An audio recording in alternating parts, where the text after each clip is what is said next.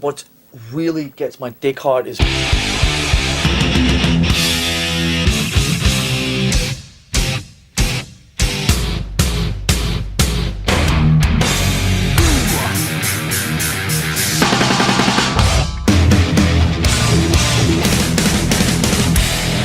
So fucking what? Most recently, I've been working with Metallica on a new album. And what brings us together here is that they've got their own studio, which they've had for quite a while, but sort of been going through some changes and sort of updates and making it a little bit more of a upgrading their artillery over there.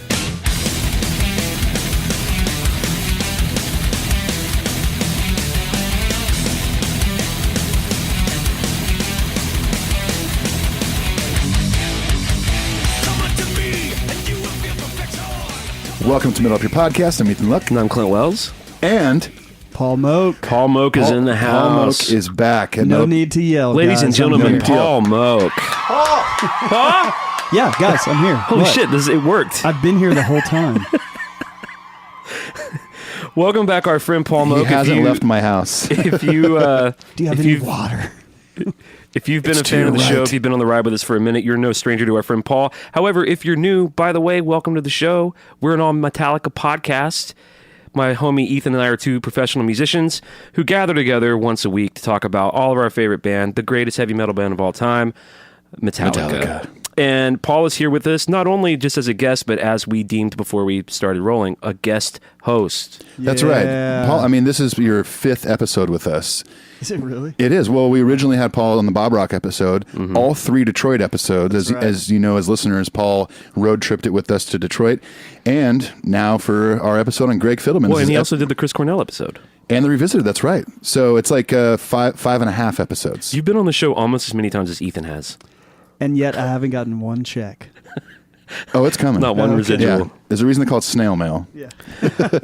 So, Hey, thanks for having me, though. Seriously. of course. I So love this. Paul is here because we were talking about our new favorite producer, Greg Fidelman. For sure. Yeah. Greg Filament, as you know, he helped mix Through the Never. He did Death Magnetic Engineering and, of course, produced the beloved Hardwired to Self-Destruct. Yeah, he's kind of a rising star in the Metallica pantheon, right?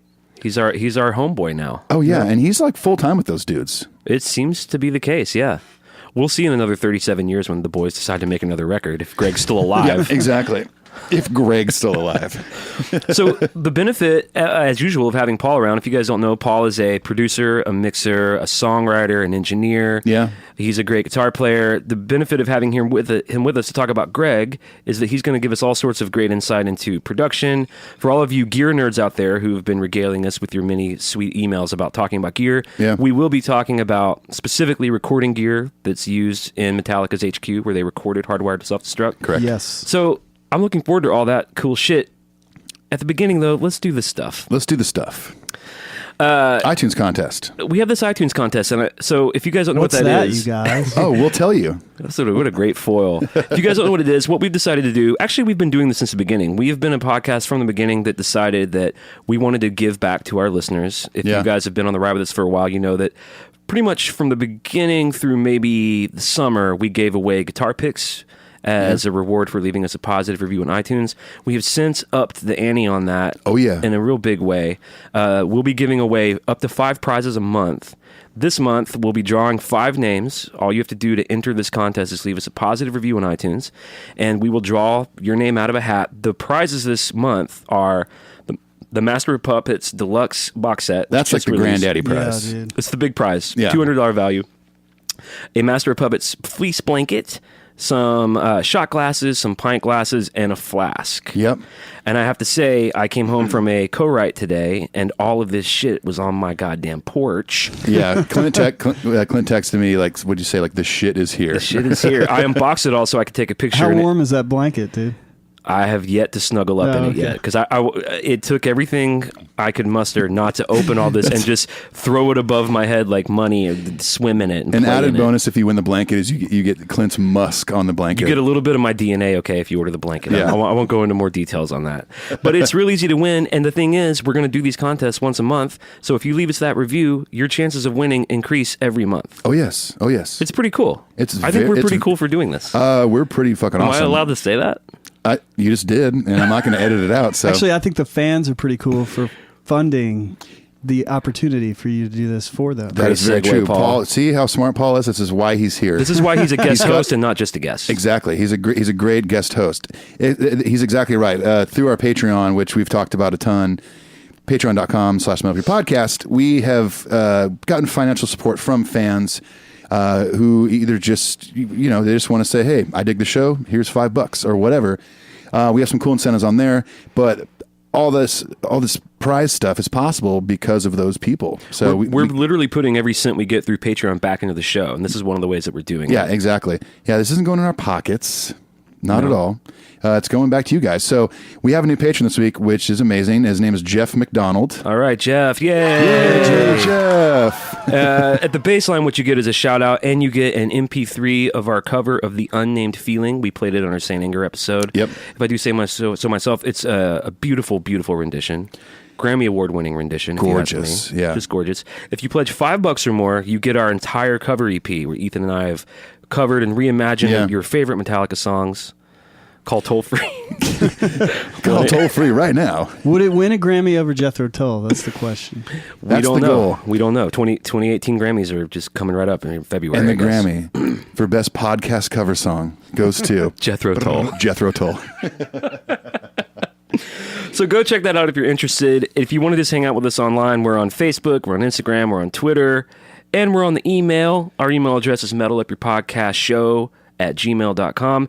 We read a select few a week. I'm not going to say how many. Sometimes it's 20, sometimes it's 35. Yeah, tonight it's at least 60. So strap in for the next 7 hours. So if you want to get a hold of us, we love hearing from you. Even if we don't read it on the show, we do read it and take the time to read back because we very much appreciate you guys engaging with us. And with no further ado, let's get into some emails. Let's get into some emails.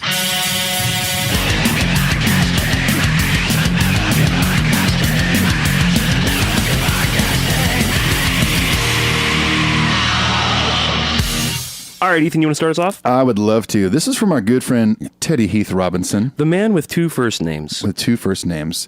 Teddy says, hey guys, great job on both shows. Some Kind of Monster is the most important rock film ever made.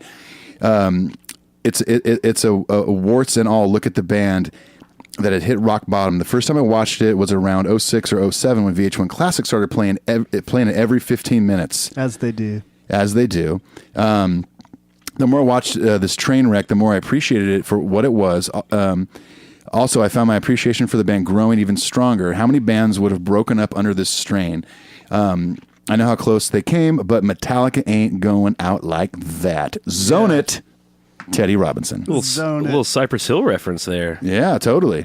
Yeah, you're right. We've discussed this in the past. I mean, what we all watched them go through in that documentary, like I've never really dealt with stuff that bad. Right. And I've been in bands that have broken up, Right. Or under that level or under that level of microscopic analysis. Yeah. And I don't think anybody can really fully relate to that because not only is it like maybe you have been in a band and dealt with something that heavy, but you're not also the biggest band in the world going through that with cameras on you. You know what? They zoned it. That's exactly. And I say that sincerely. No, seriously. Hey, Paul, have you been zoning it lately, or I'm zoning it right now. Yeah, what's your Yeah, zone you are. level? About 36. I love that you just asked what his zone level was, and we haven't even determined a scale. Yeah. So 36. So if you want to do 100, let's say. I'd say I'm at like a 55 zoning it right now. I mean, look at the lights I have in my studio. You're pretty right zoned now. up. Yeah, I'm zoning it hard right you now. guys fucking disappoint me, man. I'm at 100% zoning it. 100%, dude. I'm wearing my Saint Anger t-shirt. You guys notice that I'm wearing So a would Saint Anger zoned t-shirt? out be like 0? Or would it Zoned be out is 0. Zoning it, 100. Gotcha. Yeah. If you're fully in the zone, you're zoning it to 100. Kevin Van Dam, patron of the show, writes, Gentlemen, first, I very much appreciate the insight on Phil from this episode. That information won't change my opinion of him, however. I think he's a disingenuous parasite, marginally skilled in his discipline, who imparts only enough value to create a sense of indispensability among damaged people, specifically affluent ones, for as long as length of time as possible. That's my opinion. Wow. All right. Oh. Coming in hot. Coming in hot, Kevin Van Dam. Kevin says, second of all, I appreciate the rant about phones at shows. I support your viewpoint. people acting within a I love this next paragraph because he must work in like zero-sum game analysis, because he writes, people acting within a free market system have the freedom to choose the shows that they buy tickets for on the basis of both the act and the policy surrounding them. I think Tool has a very good model for this. They are unequivocal about their stance, which provides the added market value of exclusivity for their fans at the shows. And that vocal stance protects them from the bad faith bargaining of a fine point type of policy. While this policy may only be available to established bands like Tool, I think setting the example is admirable, if not necessary, for the future of acceptable fan behavior. That was like an Economist article or something. Yeah. I think he does guest articles for the economy section of the New York Times. Well, needless to say, if you heard our last episode, I fucking agree with him 100%. Yeah, I do. He goes on to say, I wish that policy had been in place when I saw my first Metallica show in St. Louis this year. While the show was incredible, which I was at that show, by the way, rocking that snake pit. Oh, yeah. While the show was incredible, there were many moments of self-consciousness knowing that I was in someone's phone video and perhaps on YouTube later, and maybe I looked like a complete fool while being lost in the music that connects to me. Or did he look like a complete tool? Ooh, got it. A tool in love. That was such a dad joke. I'm sorry. Your zoning it level's going up, Paul. Yeah. I'm at a 77. Kevin says, and lastly, if the band doesn't want that sort of distraction, either to give fans the best show possible or because they do it on behalf of fans like myself, that should be the end of the discussion. 100% agree. My words, not his. It's a voluntary transaction in which people should abide by the parameters of the performers and the venue. If we don't like it, we can save the considerable cost of tickets and beers and travel, etc. by listening to the records. I think enjoying a concert as it happens is the best way to do it. Just one man's opinion. Thank you for all you do. Well, Kevin, thank you for that very insightful analysis of the problem. I agree with you. Very insightful. I agree totally. Yeah, I almost feel like Kevin Van Damme bands should have him on stage before the band starts to basically read what he just sent us to the crowd, and everyone's like, "Oh wow!" Chances of him getting booed off stage pretty low. I'd say if he did that before Metallica took the stage, I feel like his zone it level would be 0. So without going into another whole rant, just because we do have Paul here, Paul is an experienced touring musician. You agree with this stance, generally speaking? Yeah. A good friend of ours that tours with the guitar player in Paramore, he tweeted maybe 4 or 5 weeks ago, he's like, I mean, I get that you want your token of like, hey, I was at this show. So take a picture, grab a quick video, whatever. But do you have to hold your phone up for the entirety of the set? The whole time, yeah. And make just a bad video that no one wants to watch, you know? But that you won't even watch, probably. No.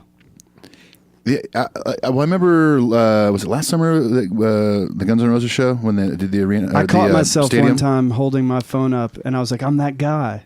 Right. I remember the difference. What makes you not that guy is that you thought to yourself, I might be that guy. And I turned my phone off, and I like went from looking at Slash in my, you know, to looking at his the glass, his leather clad, to looking at him like he was literally 30 feet away. You don't need to me. zoom in on his leather bulge. Yeah. Just use your own eyes. And it was amazing. Yeah. I remember thinking, I was like, at some point during that show, I was like, you know, I feel like I've already taken enough photos. Right. And I kind of just thought, okay, you know what? This is going in my pocket. It has to go in my pocket. I'm not taking any more video. Right. Only thing I did was at the very end, like Paradise City, was like fireworks. And I was like, that's kind of cool. Took a little quick video. And that's the deeper question is like, let's say you went to Guns N' Roses last year and you didn't take a single picture. Did you go? Like, we live in a world now where it didn't count because you didn't. Or if enough people didn't like it on Choose Your Social Media Poison, did it matter? Right. Yeah.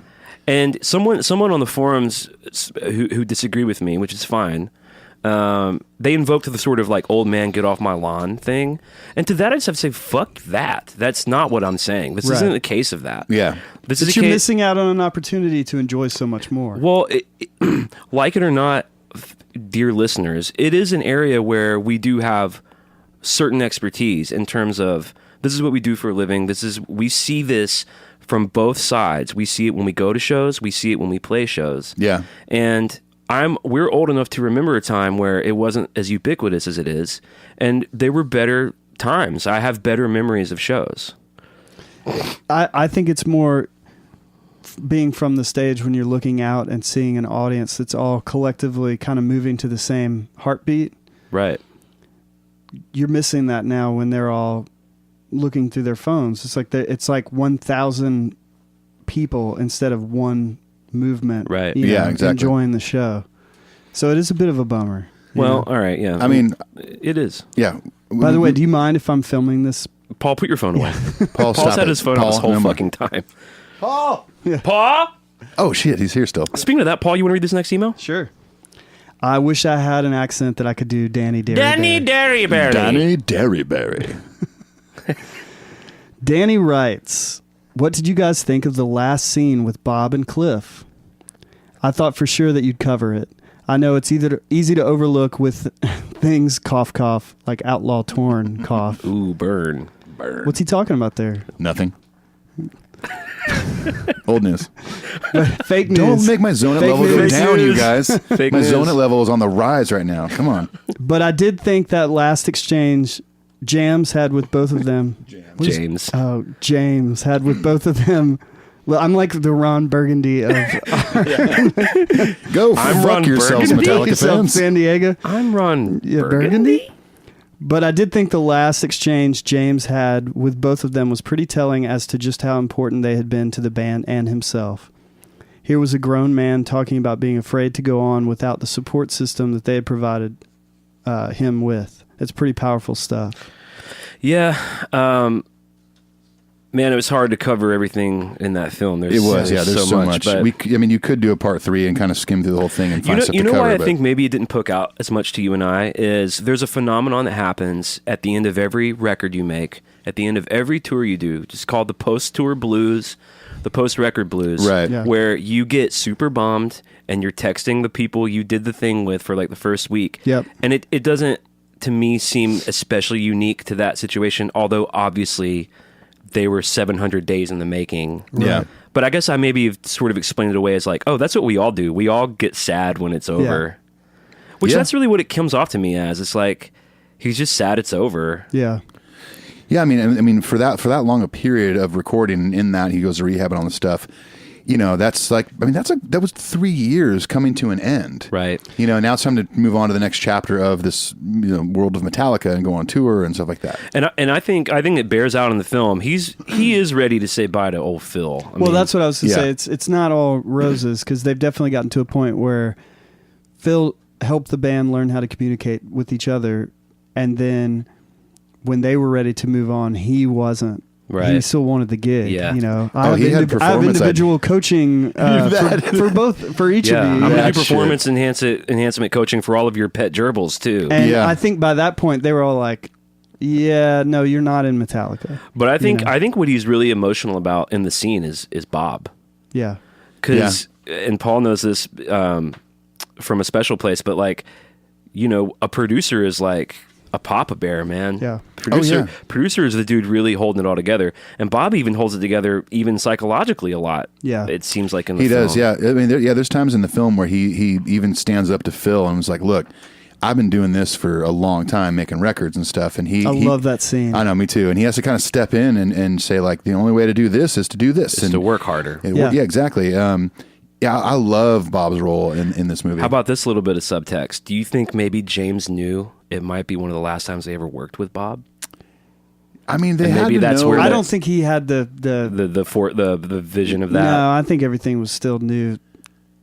I mean, you think at the end of that album when they were like had the final mixes and they were playing for Cliff Bernstein and this and that at any point they were like, "God, this doesn't sound good," and were they maybe just so invested in it that they were like I think they were too close to it. Totally. that maybe at the time they thought this is cool. Although they didn't go play any of those songs live, really. They only did 2. Yeah. Yeah, they haven't played. I many. still, though, I think at that point, you know, there's a writer that I'm friends with that is a big Nashville country music writer, and James Hetfield? Or? James Hetfield. He actually wrote Carrie Underwood's new single. Oh, Just take the wheel? sick. Yeah. Now, James, take the wheel. Phil, take the, I'll take the wheel. Phil, please don't take the wheel. Yellow sweater, take the wheel. No, his name's Bob DePiro. He's like in the Songwriter Hall of Fame. He was BMI's like No big deal. Lifetime Award, whatever. And he told me one time, he said, the best advice that I have for you when you're writing is you just got to do the work and not ask yourself whether it's good or not until it's done. Right. And it's easy to say that in a songwriting thing because you write a lot of songs and not a lot of them make it on a record. But I think Metallica was probably in that mode where it was like, we just got to get this out. Yeah. We've got to get this out of our system. We've got to heal as a band. And I don't think they were really taking a lot of time to ask, is this good? Does this stand up to you? I would argue that that's what they've done their whole career. I think when they were putting Fade to Black on the tape, they weren't worried about it being a ballad. I think they were just doing it. Yeah, I think you're right. I think when they were mixing the bass out of Justice, they weren't worried about what people might say about it. When they were making groove rock, when they were making Load and Reload. What does Lars say when he said, we've done it, guys. We finally made aggressive music with a positive message. It's like, no, did you? Yeah. But did you? Well, thanks for the email, Should we just Danny. talk about that movie for the rest of the episode? Yeah, we should have had you on the 2 episodes of Some Kind of Monster. I haven't listened to the second episode. Did y'all ever get to the extra bonus features? No, not yet. No, we didn't. I think that's going to be another episode, okay. I think, yeah. Because all I want to talk about is the one where Lars is eating a sandwich, and it's called Lars Stews in His Anger. Where he's bummed about the party? Yeah. Yeah. Because he didn't have a Hawaiian shirt on, because he didn't get the email that everybody else had on. Like we're going to talk about it. Yeah. Well, and he's like bummed that they're throwing a party for Kirk. I'm like, can't Kirk have anything nice in Metallica? Yeah, exactly. Let Kirk fucking have No, his party. my favorite line is he says, if some fucker had told me to wear a Hawaiian shirt, then it would have been my decision to not wear a Hawaiian shirt. And that's the result of 3 years of Phil Tal right there. Yeah, exactly. That's some zoning it shit.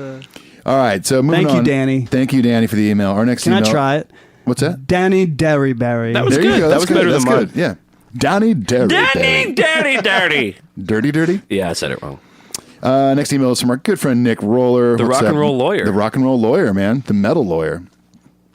Great recap, guys. Still one of my favorite films of all time. Excuse me.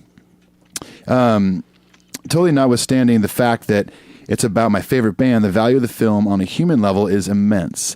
I do got to stick up for Phil a little bit. Okay, here we go. As a guy who has spent many years trying to attain this, the sometimes job title of counselor, I completely get it. Money or not, these people come to you completely at your mercy and filled with need. If you care about your work and fulfilling that role, it's extremely hard to not become personally attached and to become invested. Ideally, you are an advocate and a voice of reason for your client, but he needs to become yours. You want that success not only for your own personal sense of pride, but because you remember how the client came to you. You have an outsider's perspective on how low that person started. It really takes a lot of mental endurance and never-ending supply of self-awareness to stay at a safe distance. While Phil did fuck up and get too close, in some ways, I'm glad he did. I think the band, and especially James, needed to know that it's okay to get close. It's okay to be taken back and jolted. It's okay for a relationship to end. It's okay to be a little hurt. Life goes on. Fear of pain is natural, but in quotes, moving into a fear is what makes all the difference. Phil was a sacrificial lamb for that lesson. Thanks, Good Nick. point. He says, P.S. For Christ's sake, if any of you guys ever buy a commercial property, make sure the previous owner didn't zone it. Well, thank you, Nick, for the email. When he says fear is pain, do you think he meant to say life is pain? What is that? Pain is pain. Life is pain. That's When Kirk's big moment. What was the whole thing from yesterday? The Buddhist. Guarantee what? No, the Buddhist thing that you had. That this. Birth is pain, life is pain, death is pain. It's a cycle of suffering. It's called samsara. Where are you with this, James? Somewhere else. Our last email is from our patron, Nicole Williams. Hello, What's Nicole. up, Nicole? Nicole says, hey guys, loved the Some Kind of Monster episodes. I'm thinking you could have even made it a 3-parter because there's just so much to unpack. When this hit the theaters, I remember sitting in the movie theater feeling so uncomfortable. Maybe it's because you had a rock in your shoe. That's probably Have you ever thought about that? That's probably it. And you know what to do when you have a rock in your shoe? Zone it! You got to zone it, man. She says 99%. there will always be those cringeworthy moments, but I've come to understand how important this documentary is to Metallica's history. Without it, Saint Anger may have been unforgivable. I think that was an excellent point. That is a good The point. documentary sort of redeems the record. It kind of does. I mean, Does that answer the question, why did these guys put it out? Do you think they were looking long term? and said, Like we'll put it out, and then maybe this documentary will kind of justify what Yeah. just this happened. point in our history. that's the maybe strongest defense I've heard for putting the movie out. Because when I first saw it in the theater, I was like, these guys have made the worst mistake of their career letting us see this. Right. And now I think it's the smartest decision they made. True. It really is a documentary you need to watch multiple times. I think. Yeah, it's rewarding upon multiple. Yeah. How viewings. about 30? How about 30? You've seen it 30 times? Probably. Yeah. I bought it, and we would just have it on the back of the bus all the time. I say I've probably watched it around, I don't know, 10 to 15 times. Yeah, that's where I'm at. Yeah. She ends by saying, by the way, I'm currently tearing my place apart looking for This Monster Lives, the Joe Berlinger book I mentioned in our last episode that apparently Paul didn't listen to. She says, I own it. I've read it. I'd like to reread it, but do you think I can find it? I believe in you, Nicole. I'm going to go ahead and say, now, Nicole, I don't know what your life is like. You may be a level 10 hoarder. I don't know. But I believe that you can find that book. I believe that step one, you need to zone that shit. Oh, I believe I can fly. I believe I can fly. I believe I could touch the sky. I think about it pretty much every night and day. I believe I could touch this guy. As long as I'm zoning it. Yeah. It's okay. Wait, don't you have something in this room that you haven't found yet? Oh, I'm sure there's something in this room I haven't found. We've talked about it a bunch of times. There's something lost in this Your room. anthrax patch, back patch. No, that's literally. Oh, it's. See, I think it's See? in here. He I think it's doesn't in know here. where it is. He doesn't know where it is. It's close. I can feel it.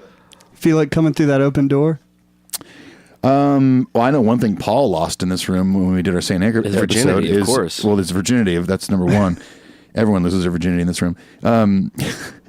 Clint gifted. Or no, sorry. Paul gifted all of us with St. Anger stickers, one even for himself, and then I he left it it on the floor. And it's gone? No, it's in my garage No, I in brought my toolbox. Oh, now. you found it. I brought it back to him. Yeah. Yeah. All is well. All is well. Well, ladies and gentlemen, we hope Nicole finds her book, and Yeah. we thank you all for your generous emails. And that concludes the emails.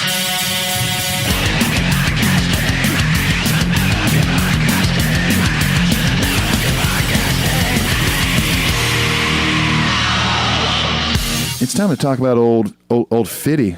Greg Fidelman is due. He's due. He's due, Hardwired to Self-Destruct.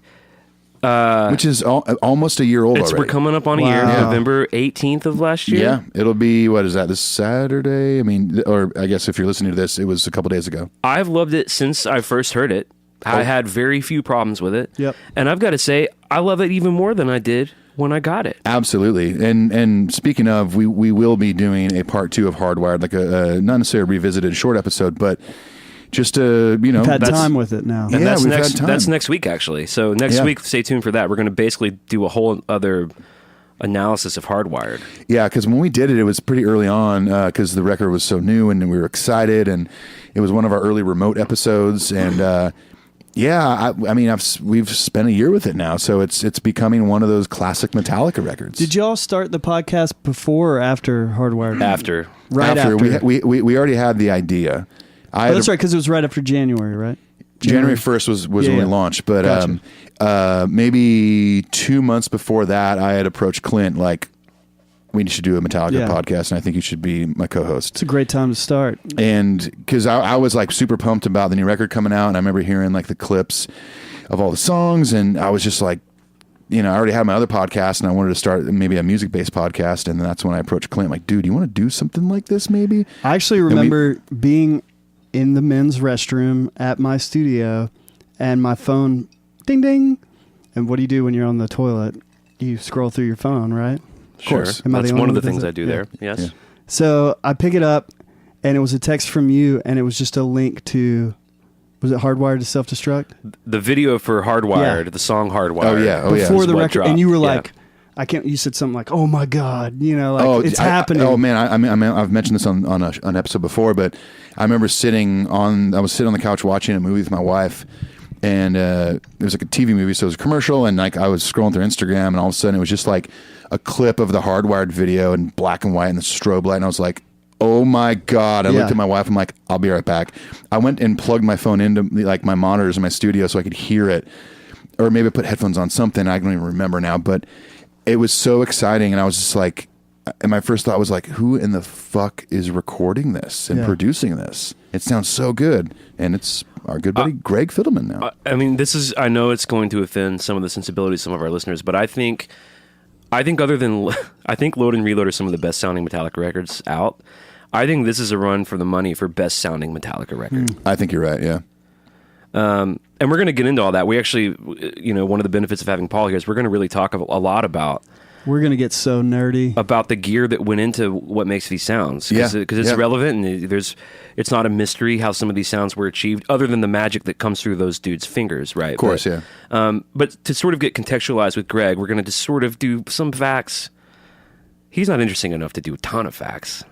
There's not enough known about the man. There's some good notable stuff about how he got his start and all that, though. That's true. So he was born September 4th, 1965. He's 52 years old. So he's around their age, right? So 52. The interviews and things I've seen on him, he looks good. He looks great. Yeah. I think one of the reasons he gels so well with them is that he kind of comes from he's around their age, and I think he has some similar rock sensibilities. Yeah. Not much is known really about anything until he started working. In the late 80s, he was in the rock band Rhino Bucket, which I've never heard of, but they were good enough. You've never heard of Rhino Bucket? They're good enough to have a hyperlink on Wikipedia. Oh, there you go. Which is more than I can say for I want myself. to say that hyperlink showed up after he did the Metallica record, because that's kind of what, like, in my opinion, like... Well, they got signed. They when he was the lead guitar player in that band. Oh, nice. And he was credited as Greg Fields. Greg Fields. That was that's what he chose as his rock name. Not Danzig, not Ozzy. Yeah. Greg Fields. Not John Christ. Not Buckethead. Buckethead. Not Bono. Not Madonna. Not DJ, what's his name? Ashba. What's his name? The guy that You're religiously obsessed with. follows him on Instagram. By the way, let's go ahead and say this. Yeah, the weird guitar player in current incarnation of Guns N' Roses. Oh no, wait, former. he's not in. He's former now. He's in 6 a.m. now. He lasted until 2012. I saw him in 2012. DJ Ashba. Paul is obsessed with this motherfucker. I'm obsessed because when you talk about zoning it, this guy is Where's he at on the zone level? 1,000. 1,000. He's got his own water. He's his own water. He's over the scale. He's tipping the scale of zoning. He's the Godzilla of the zone. It's towards, self-centric behavior. Wow. So Greg's in this band Rhino Bucket that literally no one, including their own parents, have ever heard of. and I don't mean, I'm not saying that to be mean. No, I've never heard of them. It's just literally a fact. I asked all their moms, they'd never heard of this band. That's on Wikipedia too. And they got some record deals, kind of fizzled out. And Greg talked about how one of the things he enjoyed, he says he even enjoyed it more than playing live, was he enjoyed making their records. Yeah. And their records were produced by people. I think they had some famous guy from Memphis produce one of their records. And so he was definitely one of just the players. But unlike me in most of my recording career, until now, I've really not been that interested in the recording side of things. But I made so many records where I should have asked the producer, what microphone is this? What compressor is that? Yeah. What outboard gear is this? And but he seemed to have a knack for it. And when he really comes online active in the relevant work that he's doing is when he got the gig at Sound City in 95, 96. And what was the first record he engineered? It was also an unknown guy that was in a band, but he was starting a solo record. His name was Tom Petty. Thomas Petty? Yeah. What are you talking about? Tom Petty? How do you say the last name? Thomas. Dude, imagine that. Petty. First assistant gig at Sound City, your new job, which he said in an interview, he was like, I just happened to call in the 20 minutes between when they were looking for last a guy guy left and the next guy came, and they said, come on down. Right. So right place, right time, shows up for Rick Rubin, Tom Petty, and most of the Heartbreakers. I think it was all the Heartbreakers but Stan Lynch cutting Wildflower. It was Steve Ferroni, Yeah. Wildflowers was his first assisting gig. Yes. Wow. So can you maybe describe, so if you're coming at the ground level, even on a big record, what's the ground level engineering look like? Because it's not very glamorous. No. Oh, I think he was a runner, wasn't he? Yeah, I think he might have been a runner, which at that point it's like anything the band needs, food, coffee, for lunch. food, anything, drugs, smokes, whatever. Yeah. And real quick before you get into this, if anyone listening has not seen the Sound City documentary, It's fantastic. that Dave Grohl produced, must see. You have to watch Must it. watch for sure. Continue, please. So it's probably the most. It's the starting position at a studio. Well, in England, like where, you know, you could argue that There were British people, yes. that most rock and There's a roll, Queen. you know, points back to the Beatles, right? Yeah. So the term over there was T-boy, and that's what you were doing, was you were Okay. making tea all day. Right. And the hope was to get a T-boy job so that you could become an assistant engineer. So it's kind of like a pecking order where, you know, when he comes in as the assistant, he's kind of allowed access to, or when he comes in as a runner, I'm sorry, he's kind of allowed access to the assistants. So you try to learn their gig and then hopefully get bumped up to an assistant gig. And then you kind of get access to the head engineer, maybe the producer, and you start kind of learning what they're doing and just move up. And that's the way it worked for a long time in the studio business, is you wanted to get a job at a studio so that you could eventually become a record producer. Right. Yeah. One of the things he talks about is when he was working at Sound City, he talked about how it was a very analog vibe there. Yeah. This is in the mid 90s is when Pro Tools is kind of starting to happen. Yeah. But rock bands in particular were kind of snobby about it. Yep. Which I get. I definitely prefer out of Yeah. the box stuff. But he said one of the things that really cut him apart was that he was really willing to learn Pro Tools. Yep. So one of his first bumps up was in editing. He was able to edit in Pro Well, it's Tools. probably a big deal back then because it's this new program that at that point only been around for what, a couple of years maybe. Yeah. Well, computers weren't used a lot in the making of records. And typically it was the younger guys that were assisting on the session that, you know, a producer that's, you know, been around for a long time is like, what is this thing? What does it do? You do Yeah. it? Okay, yeah, go edit that for me, please, Yeah, because I don't have time for I'm that. becoming like that. Yeah. What's Snapchat? How do I do it? How does it work? You have people Ethan, do it for me. Snapchatting for you. Well, I'm just like, you know, like I don't understand it, and I'm not even interested in trying to. Yeah. like, Yeah. you remember? I know. I was in this conversation with my social media director today, and she was like, "Man, we really need to post." No, I'm just kidding.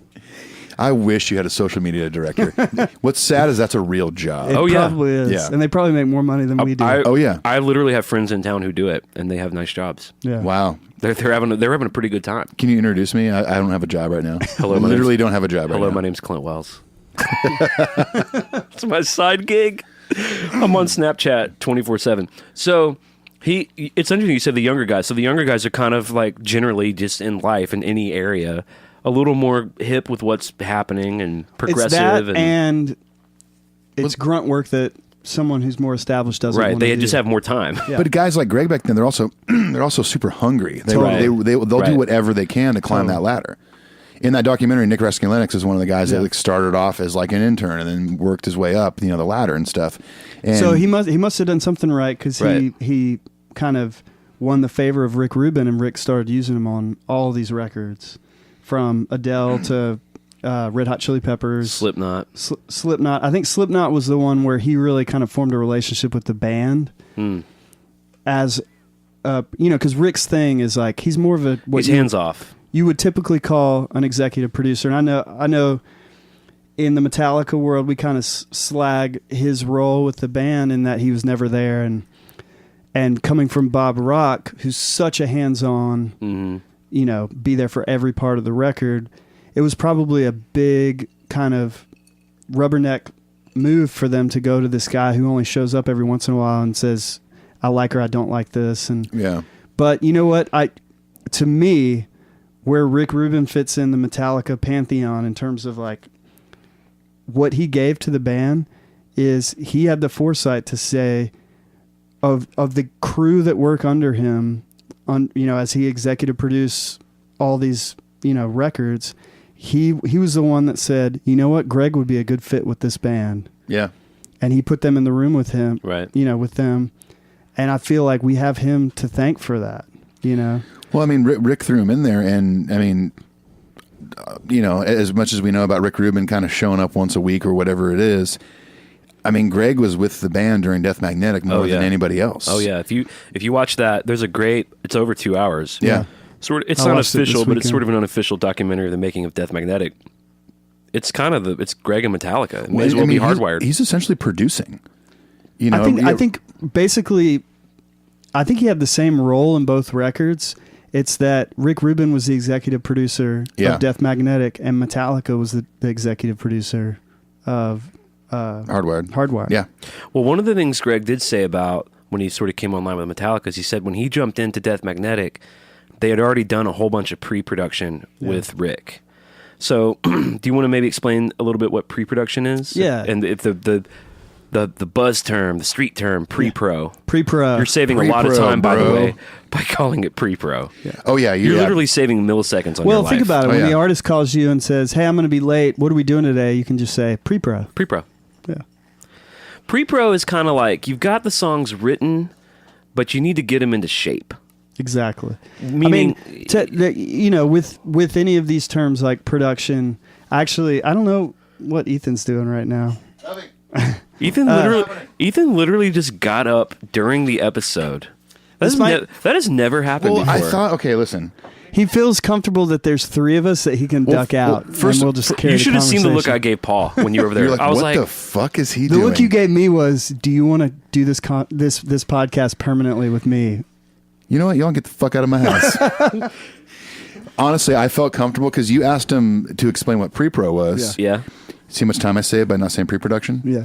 And I thought this will be a good time to get some more ice for my drink. There you go. Paul's going to kind of break down what pre-pro is. Yeah. Well, I'm going to start by I did some online research or whatever, and there's this quote from Kirk about what the role of Greg as producer with Metallica is. So let me read that, and then we'll break down what pre-production looks like. All that. Okay. So this is Kirk. So for what it's worth, this isn't Wikipedia. The title producer itself is a bit ambiguous. It differs from person to person. You can call Rick Rubin a producer, but he's not the same type of producer as Bob Rock, who's there for every note. At the same time, Rick Rubin gets stuff done. Greg Fidelman is a different type of producer in that he's with the engineer, always looking to try and move the project forward. And that's different from, say, a Dr. Dre, who's the type of producer who's actually making the backing tracks, producing the music, and writing the music. In the hip-hop world, Dre is a producer. So it's so ambiguous. If you were to go by the traditional term, we're doing it with Greg pretty much. And that was... That says a lot. when they were...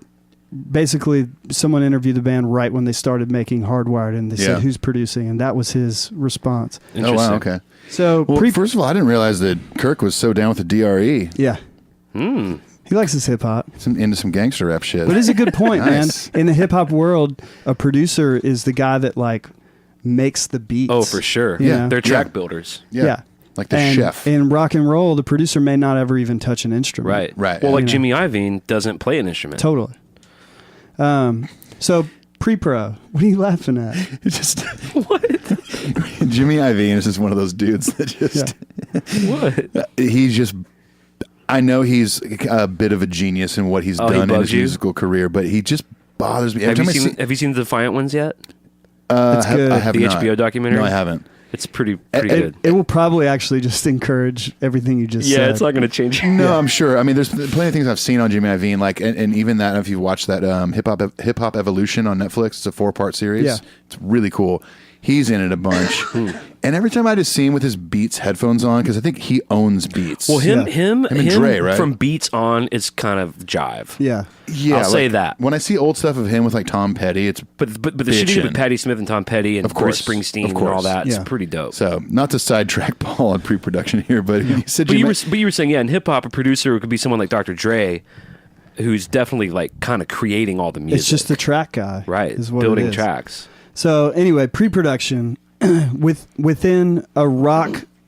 If you're looking at it from the rock view of what a producer is, which is the way Metallica works, pre-production would mean they have fleshed out song ideas. Maybe flushed out.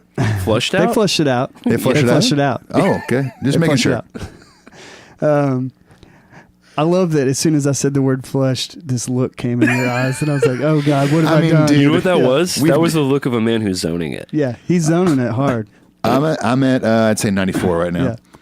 So this definition of pre-production, just so you listeners at home know, is going to take the rest of the episode. Yeah, we still haven't really quite gotten it, have we? No. So anyway, the band comes to the studio with, in Metallica's case, they show up at HQ.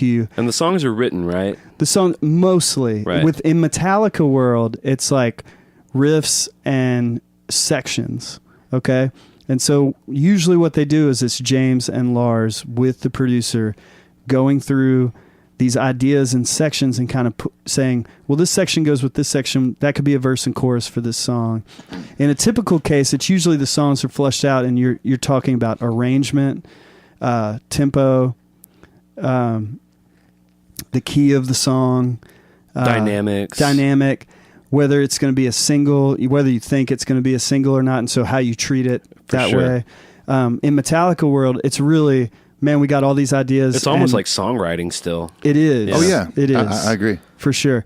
Which they're an interesting group in that, man. If you just if you watch all the making of Hardwired, I have a whole new respect for Lars, man. Like, yeah. I texted these guys this weekend because it's almost like the attitude and the drive is still there, but without all of the baggage and like unnecessary drama of Saint Anger days. Sure. How he's kind of aged and kind of grown into this kind of cool there's dude. This great, it's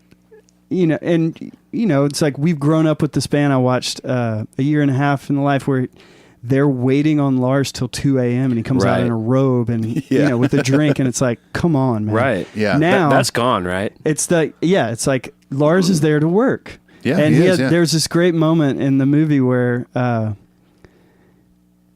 Greg is kind of like, come on, man, you can do this, and he goes, Greg, this part is really fucking hard, man. It's really hard to play. And Greg says, well, I'll tell you now, if you play it right, we can all go home. Right. That's And great. Lars's response is so beautiful. He's like, yeah, but then what are we going to do for the rest of the weekend? Yeah. And it was Like just he's like, excited he's to just be there and mellowed working. out. Yeah. He made everybody laugh. They keep going. But man, this guy's drive and how he really approaches drumming as a function of the song, you know? And that's why him and James have been able to craft. I know I've heard you guys talk about this on this podcast so many times, but like, I just have a whole new appreciation through the making of Hardwired on how in tune he is with how his drums are just a function of the song and how he can use those to help make the song better, Right.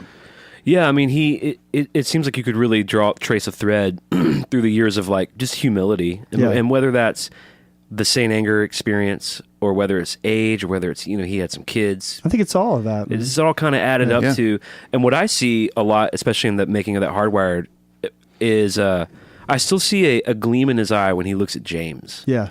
And it's a high respect and a love. Yeah, of course. It's at a certain point when you see them kind of like working together and looking at each other, it's probably a similar look they gave each other when they were making Kill 'Em All and Ride the Lightning and Master of Puppets and stuff. But with all that's happened between them, though, like all these years later, you know? And dude, what other band at their age with their catalog is putting that amount of sweat equity in a record? Right. Oh yeah, for sure. I mean, it blew me away. Well, and it's weird because not weird, but what impresses me about Greg is so he comes online with Death Magnetic, and he says they had done most of the pre-production. So he says that he met the band at HQ for 2 days of rehearsals, and then like a week later they were in LA cutting Death Magnetic. Sound City. Yeah. And so he kind of got to know the band on the making of that record because Rick was, as you said, more hands off.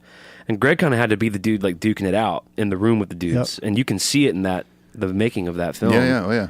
Which is almost, in some ways, more interesting than the Hardwired videos because it's... Well, he's in a weird spot because he's not technically like, on paper as the producer. Right. But he's the engineer. But he's doing what a producer would do day in, day out of it. I think he had to because Rick Rubin's not there every day. Right.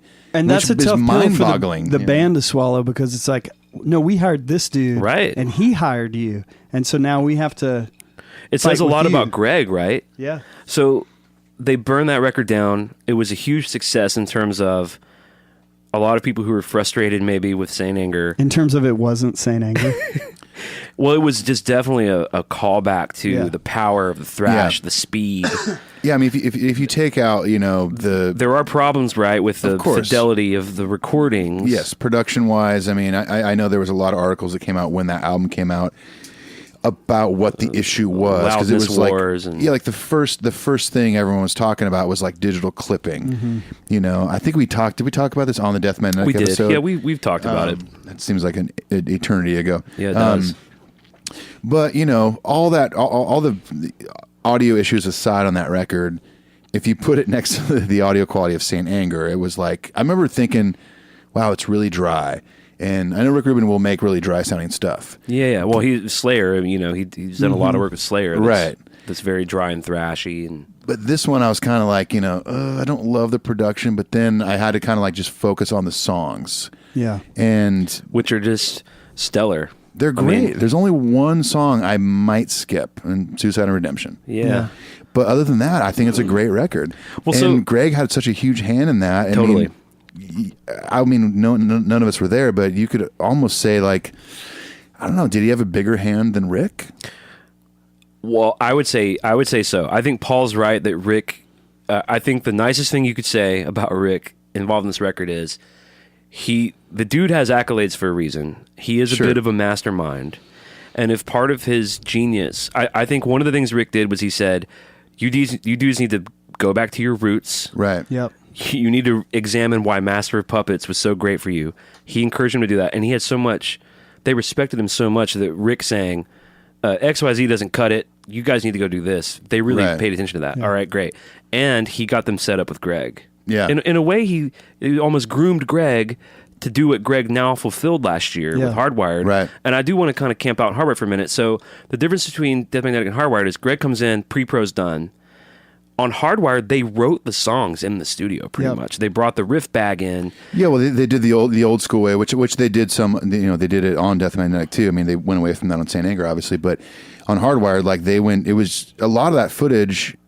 Surprisingly, Rob's in it a lot, but it's at the heart of it. It is James and Lars. Yeah, Rob only has one co-write. He's one co-write, but he was in there with them, like just playing along with them. A lot of times, it's just the three of them, no Kirk. Another thing they did differently.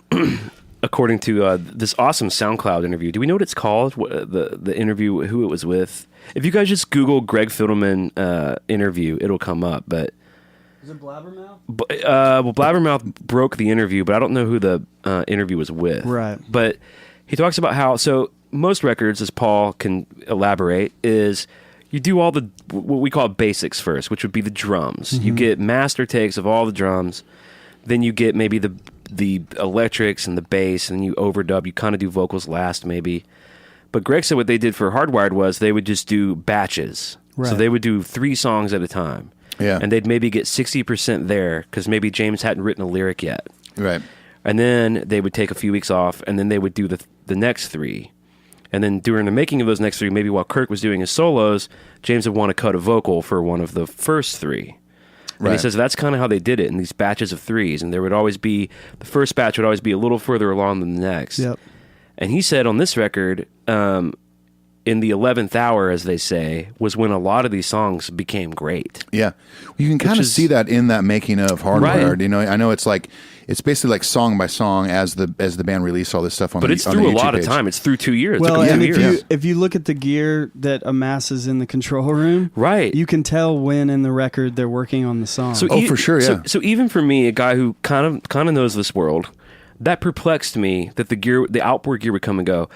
Can you maybe describe a little bit what outboard gear is? So what's great about the documentary is there's stationary cameras because they didn't have probably as big of a crew that they had in St. Anger or whatever. So there's kind of the same shot of the control room Right. Right. Yeah. that comes and goes the whole time. And like, it took me a minute to figure out what was going on because there'll be one scene where the gear that's what they call it outboard gear. It's basically all of the microphone preamps, compressors, EQ, All those things in the background with all the knobs on it. anything that is you use to outboard gear. process Yeah. the signal. They sit in racks, and there will be some scenes where the racks are like almost floor to ceiling. Like they took them to but when they're gone, it's like they took them on tour or something, or what? No, what it is they just kept adding stuff as they're working. So if you see a scene where there's nothing on top of the racks, Right. it's early on in the. Okay. Yeah. I don't think I didn't piece that together. I don't think that the way that like it's pieced together when you watch that making of this record, I don't think it's pieced together chronologically. No, it's definitely Exactly. not. You for know, sure. so yeah, They show when each they're- song, and so they could be working on the end of the song, and you see that, there's like you actually can't even see the doorway anymore because there's gear Right. in Yeah. the way. But the earlier scenes, there's nothing, and it doesn't go like you said chronologically. It just goes for each song. Yeah. So you kind of get a hint of where they are in the process by the amount of gear that's piled in the room. I also noticed, I rewatched this last night. At certain points, there's like Or by the length of Lars's hair. exactly the length of There's his. one point where I'm like, dude, Shave needs it. that. Yeah. If I would, my He starts looking like his stylist, dad, dude. I would say shaves that. I say shaves out. Yes, of course. I thought it was interesting that at certain points there was like no guitars on the wall. Right. Yeah. And I don't think that was a thing where it was like, well, it was early on. We just didn't have any guitars in the studio. I think they were like, maybe they were out doing shows Right. and on a break, and all the gear was still on the road. Because there's guitars in the making of this thing that, I've never seen before. yeah, you never seen live. There's a lot of cool ones. There's like a black snake bite that like you don't hardly ever see Hetfield playing. Right. There's one scene where the entire wall is Explorers. Yeah. Yeah. Well, and if you pay attention, there are some like of the old school classic ESP Hetfield Yeah. Explorers. The one that says And- eat fuck on And it. the Yeah. V and Yeah. the Electra V is in there, right? Yeah, the Electra V is in there. So yeah, it's interesting when you watch this thing when Greg is working with them, how the gear just kind of comes and goes. But I think that's just the way they edited the whole thing together. It's not, like we said, it's not chronological. Well, he says before they started making Hardwired, they had a meeting in San Francisco or wherever, Marin County or whatever, about they already knew they wanted to hire Greg, and he said that Lars and James constantly have this conversation of what's wrong with HQ? Like, why is HQ not Exactly. ready to rock? Right, yeah. And they kind of had Greg sort of put a budget together, and it was Greg who got the board in. I would love to see that budget. Well, he said he got he got a So- a K or an H board from It's a Switzerland. 9000 J. Okay, and is that an SSL? Yes. So for those of you, the SSL, that's the board. You have two SL boards at I your do, place, yeah. I right? have two 4000s. Oh, so not as good. So his are technically Bring it down. Bring it lowest common denominator. So not as good, right? His are 5,000 better than mine. Or if you added mine together, his is 1,000. How many zones is that? Yeah. So 9,000. you'd say there's zoning it at Yeah. HQ, right? So yeah. So basically, all of the documentary that you saw, Insane Anger of them at HQ, I think a lot of that gear might have been some stuff that Bob brought Bob's, in Yeah, rented stuff maybe. and rented stuff, Yeah. and so when they came to Greg, like, why did we go to Sound City last time? Sound City's not available anymore Right. for one, Or we just want to be closer to home. which Yeah. is probably more the case. And so what he did is, what I read is he was working on a Slipknot record where they were at, I believe, Sound City, and they had to move in the middle. They took longer on the record than they had budgeted in the studio, so they had to move to another studio. So they literally marked on each knob on the microphone preamps where the level was set, where the EQ was, because they wanted to be able to get the same sounds. To recall the same Right, sounds, yeah. yeah. And the studio they went to didn't have the same type of mic preamps. So there's a company called Brent Averill that has remade these classic Neve. Neve is the sound of rock and roll. That's what, 99% of the records that you've listened to growing up had some kind of Neve on them. That's why we sound the way we do right now in my We're all house. running Yeah. through- Rupert Neve is Yeah. actually in the room with us. Rupert Neve is here. Rupert, thank you for engineering tonight. Rupert! Yeah. Rupert! But so they called Brent Averill and Levine. Brent Averill Levine, Just so teed up. and they were like, "Is it possible for you to come from Canada to where we're at with all these mic pre's?" But this Yeah. is Slipknot we're talking about. Yes. Okay. And the Canada was Avril Lavigne joke that blew over your head. You're welcome. It did. Anyway, so they, hey, you guys said you wanted nerdy. Here it is. What's that all about? This is why you're here. Keep going. So- Come on, eh? So they brought these Brent Averill Neve copies in, and they recalled all the same settings for the Slipknot record that they had at the previous studio. And according to Greg, he said it sounded as good, if not better. And so they finished out that record, but that kind of stuck in his mind. So when Metallica said, "What's wrong with our studio? Can you get us up to snuff to make a record here?" Right.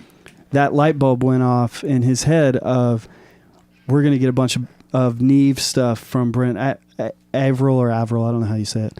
And Averill. So they The SSL board that you're talking about is just a mixing board so that you don't actually track the record through it. So basically, like what I'm talking into now is a microphone. So that microphone goes into a microphone preamp, which is the volume for that microphone. Essentially, yeah. And then you can run through EQ, which is like highs and lows, and a number of other things before it gets committed to Ethan's computer.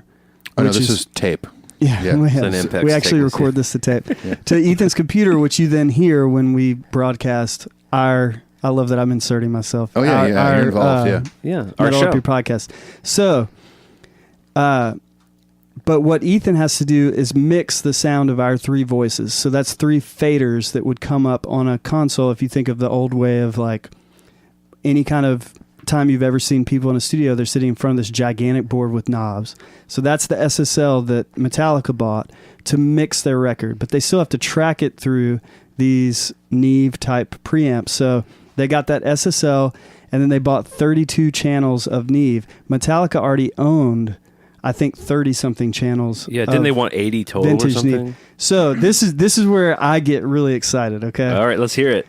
What they wanted to accomplish is what you can't do in a commercial studio, which is when you're in a commercial studio, part of the reason why you do the drums first and then the bass and then the guitar because of the channels is because there's not enough channels to Right. keep everything. You got to use some of the gear that you use to track the drums for the guitars or whatever. Right, yeah. Well, Metallica's thing in true Metallica fashion is we want to be able to do whatever we want when we want. We want to be able to record and mix. Record everybody at the same We time. want to be able to and- record, mix, master all at the same time. Right. And if we want to go back and fix something 8 months from now, we want it to sound the same as it does now. Yeah. And we want it to be of the highest level. Right.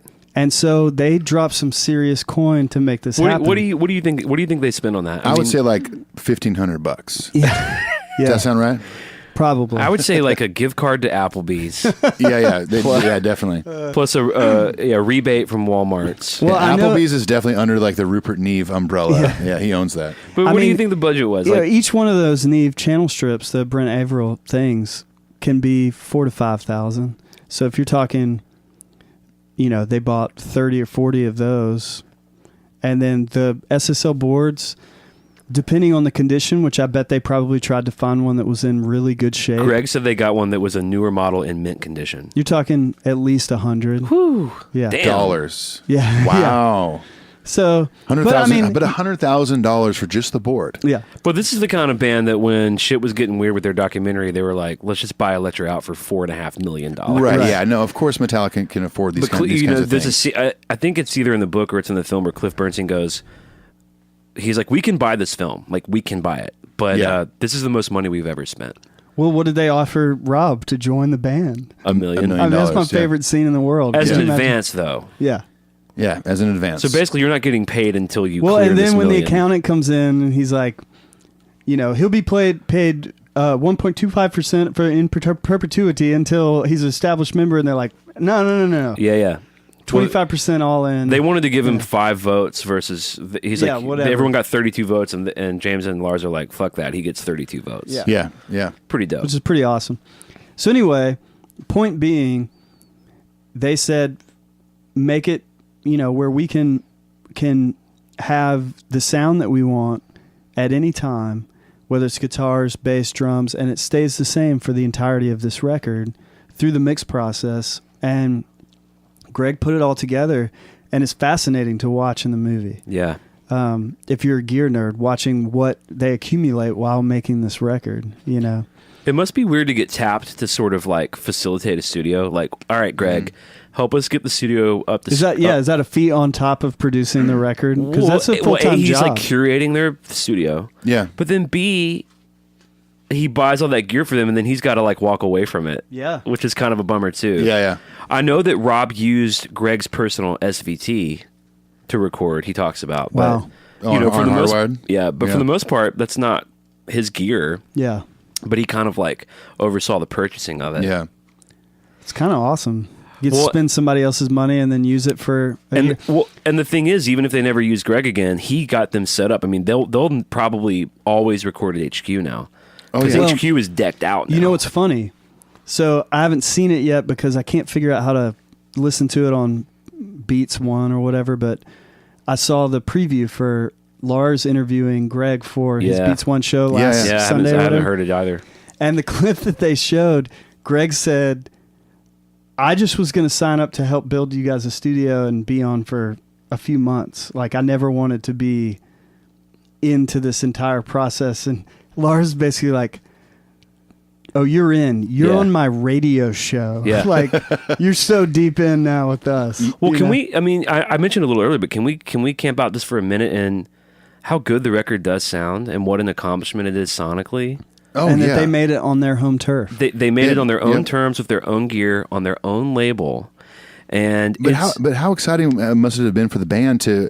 Because if you think about it, this is the first time they've had like HQ decked out. Oh, yeah. Since Saint Anger. yeah. Because they didn't do Death Magnetic there. Right. You know, they Well, were San at Diego Sound was so City. fucked up because some of it was at the Presidio and Right, they had I mean, to the- move it all and Exactly. Yeah, it was a chaotic time, you know, back then. But that, I mean, they had to have felt like little kids, like getting toys for the first time. It's like they're walking in the studio and Greg is like, "Oh, I'm setting up these 32 preamps or whatever," and they had to walk in and think it was the coolest shit because you know, up until then it was like, yeah, they did Saint Anger there, but it was almost like, you know, probably like storage unit / glorified rehearsal space. Yeah. It became know. a legit. well, Yeah, because slash here's the museum, But here's you the know. deal: like when James came back from rehab, they had just gotten HQ up. Yeah. So it was, you know it is. Wasn't he- that like his first time to kind of tour what they had done? Yeah, well, when he came back from rehab, they started doing therapy at HQ. Kind of right. got Right. put together while he was gone. That was Yeah. like something for them all to do, you know. And they made that record, but obviously, they had to go somewhere else when they made the record with Rick for Death Magnetic. So Right, yeah. to your point, Ethan, you know, them doing Hardwired was like it's the first real taste of that, and I can't see why they would change it. And think about this too, right? So Bob Rock was someone they looked up to, who his work with Motley Crue and etc. had impressed them, and he was kind of like a Papa Bear, right? Yeah. Greg is a little more like peer level. He's their age. He's their kind of homie. Yep. He's their like home turf cat. Right. Yeah. It's not really a Bob Rock relationship. Yeah. It's not. And Not that Greg doesn't tell him what to do, or Right. Greg talks about how he was really hard on James vocally and how James is really patient. Yeah. Yeah. Because Greg likes to get a lot of takes. You can see that in this documentary, Yeah. like whenever James is in that vocal booth. Right. And by the way, I love that he always has a guitar on. I do that too, especially when I'm tracking harmonies Yeah. vocally. I always have a guitar on. I think for him, it's probably, and like I've done it in the studio, it's like, it's one, you're comfortable with a guitar on because that's what you do live. for sure. You know, you don't, You can be loose. exactly. You feel more at home with a guitar on. And two, he's in there. He can like play notes and Yeah. figure out Dude, harmonies and on stuff. on all my demos at home, if you solo my harmony lines, you can hear me picking a guitar under That's it. fun. Really? Because I have to sing it while I have to first of all pick it out on a guitar because I have a hard time naturally hearing harmony, and I sing it while I'm playing it kind of off mic. Interesting. Okay. Yeah, but what about that scene where James is trying to find the harmony, Mm-hmm. and it's James Hetfield of Metallica, the biggest metal band of all time, and Greg Fidelman's in the control room with like this child's Casio, Casio. Yeah. keyboard. Look right there. We got one. It's probably that keyboard right there on top of my organ. It's like a Totally. little Casio. Shit. But do you have experience of that when you're working with a singer and like Yeah, I helping just think them it's find funny that harmonies? it's like metal up your ass, and it's Ding, like ding, ding, ding, ding, ding, ding. Yeah. It's so weird. It's like the Paul Abdul treatment Totally. for Moth in the Flame. And just the way it looks like he's got it in his lap, and he's Yeah. Are there things that you notice when you watch? So obviously we have this great footage. You can kind of see the whole record being made. Yeah. Really, is there anything you see that you would do differently than Greg does, or B that Greg does that maybe challenged you or inspired you? Like, what are some of your takeaways from watching how Greg works as a producer? Yeah. Well, I mean, the first is I feel like he's the next generation Bob Rock for that band. And by that, I mean, he's the guy who's willing to be there before the band gets there and leave when, after the band leaves. A lot of the stuff of what we hear is what he assembled after the band would jam and leave, you know? Right.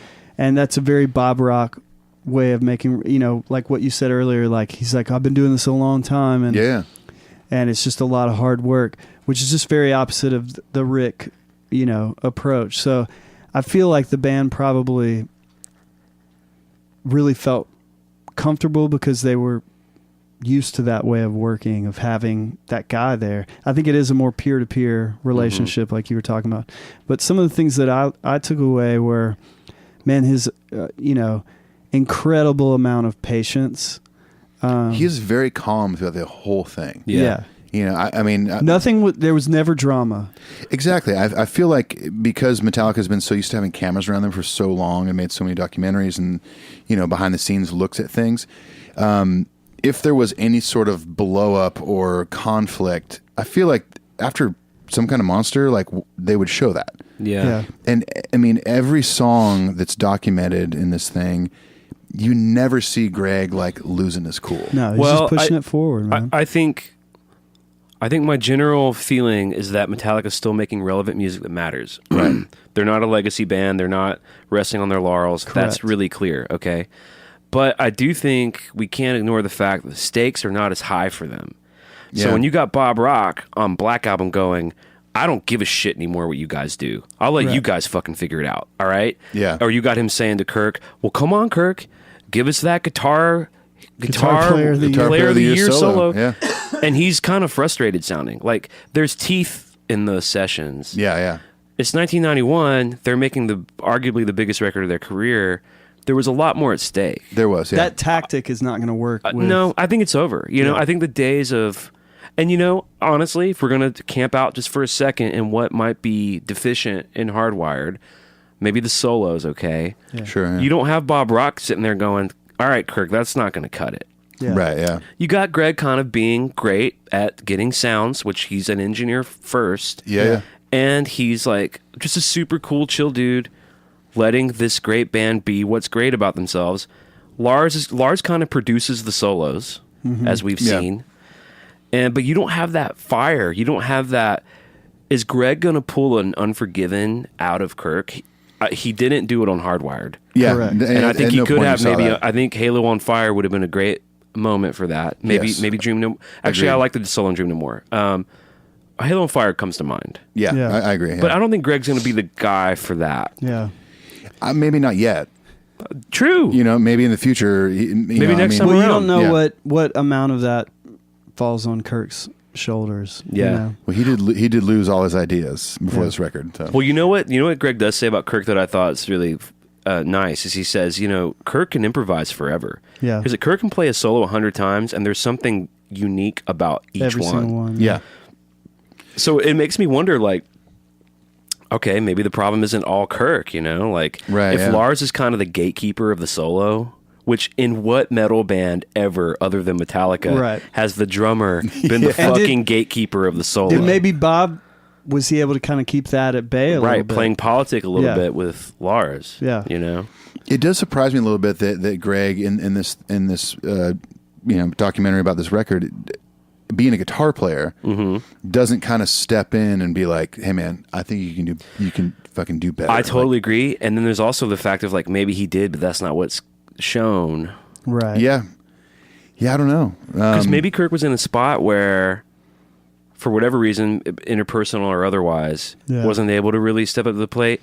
So as a producer too, sometimes it's like you can't draw out of someone what's not there. Right. Yeah. You know what I mean? No, that's great. Yeah. But I think, there's a reason.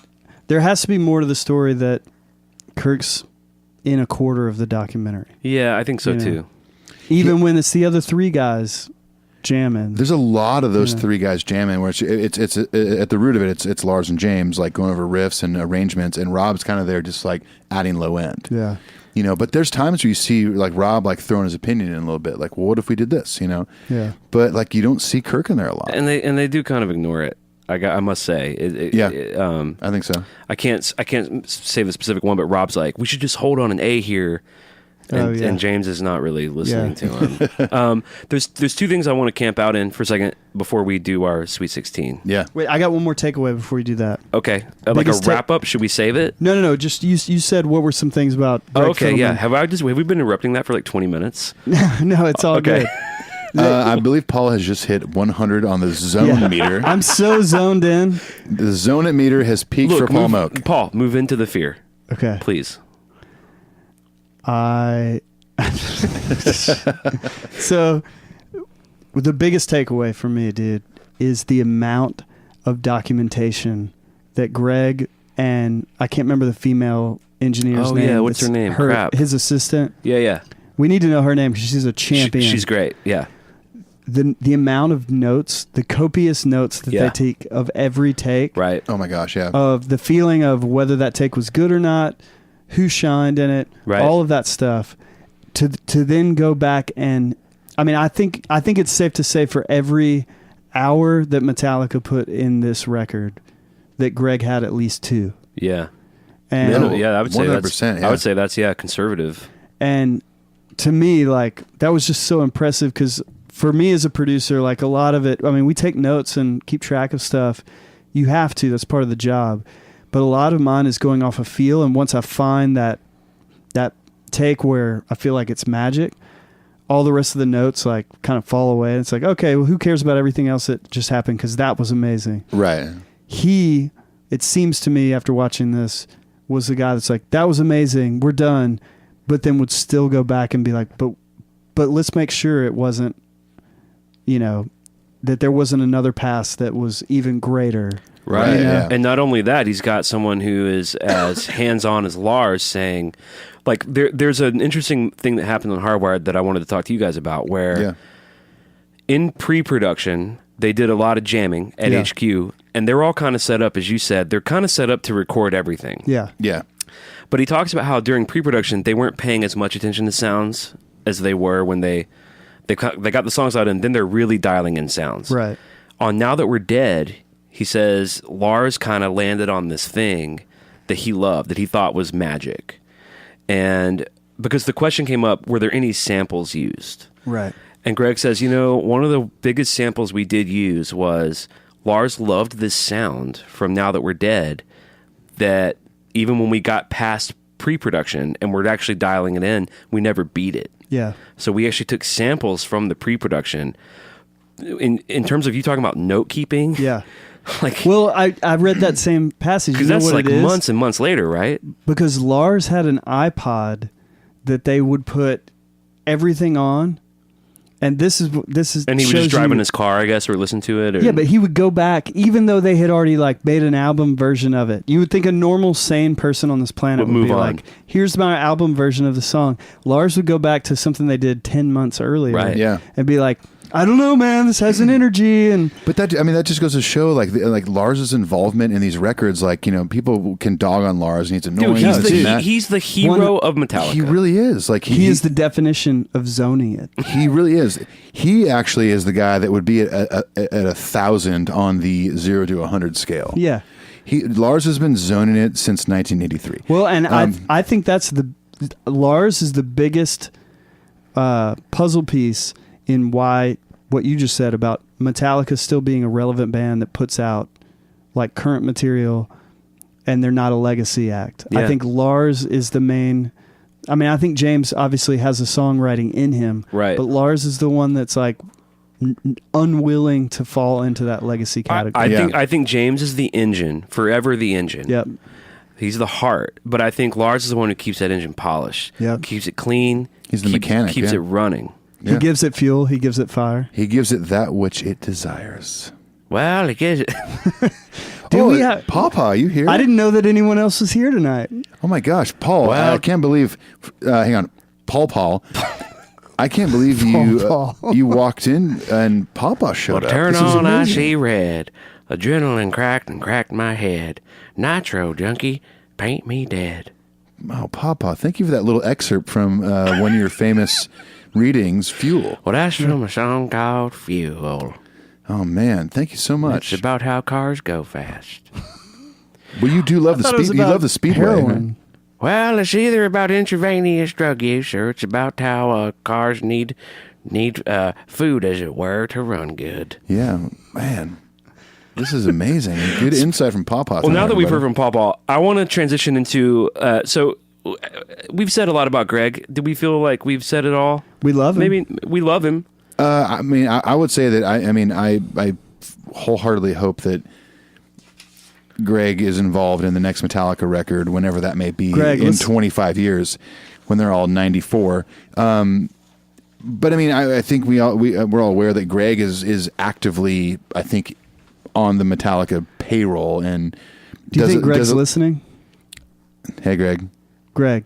Do you think at night, like when I put my hand against the window, that he puts his hand against the window too? Greg. I think you're and right. And that we're maybe looking at the same moon? My name's Paul. I know you're not used to hearing me because you're just used to the other two guys, but let's turn that bass up on Justice for the re-release, please. Ooh, are they going to give that to Greg to do? What's that? Are they going to give that project to Greg? I would think that because he's all things Metallica now, that that would come across his table. I will rebuttal that. He did the movie. He did. I will say we should mention he also did all the engineering and the mixing for Through the Never. Yes. Yeah. Which sounds it's one of the best sounding live. Oh, it sounds movies of all time. Which if you go, I read a bunch about making that in preparation for tonight, and making a record is like a piece of cake compared to making the soundtrack for a movie.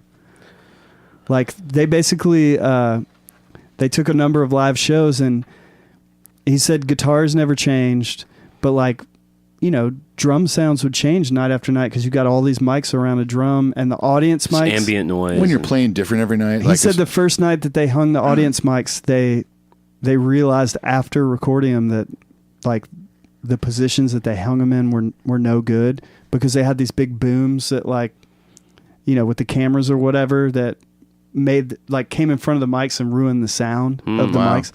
So then they got to make night one sound like night two. Right. If they're putting two passes together for the same song, like the whole process was just like so much more intense to me than mixing a record, It's kind of like Bob mixing and engineering S&M. It's like people don't understand, like those weren't proper records. They don't get the credit for those. Right. To they're mix, more labor intensive. But to mix sure. Through the Never and Through the Never, I can't say it enough. It sounds so good. Oh, it sounds so good. God damn it! It sounds great. They had like 8 sound engineers mixing that record. The Worldwide tour. This is new for the livemetallica.com, but it's not Greg himself, but it's his team of engineers and mixers are mixing every live show from this tour. Yeah. And it sounds fucking incredible. It sounds great, yeah. Yeah, every time, like when they debuted Spit Out the Bone recently. You're right. London. Second night in London. Right? Yeah. I remember like immediately getting on YouTube and looking up clips. YouTube was pretty rough. It sounded pretty rough because it was from a goddamn phone. Exactly. It's one of these fucking people we talked about. Exactly.